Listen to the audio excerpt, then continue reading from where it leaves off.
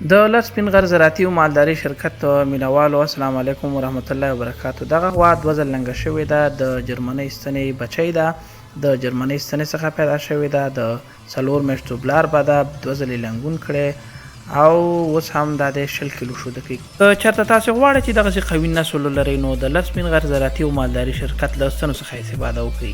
د جرمني نسل د خالص د مالداري د غواګانو فارم کې تطبیق شوی دی. د ونې وړ دا چې دا یوه بیلګه وه او دغه غوا د خرڅ لپاره نه ده. نو د غواګانو د اصلاح دپاره مو جرمني نسلونه وټاکئ. د مصنوعي القا د تطبیق په وخت کې د مصنوعي القا نیچه یا ستنه د ځان سره وساتئ.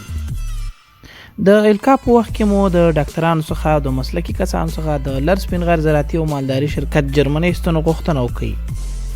جرمني ستنې ارزانه او لوړ کیفیته دي. د جرمني نسلونو په اړه باندې معلومات کولی شئ زموږ په ویب سایټ کې وګورئ.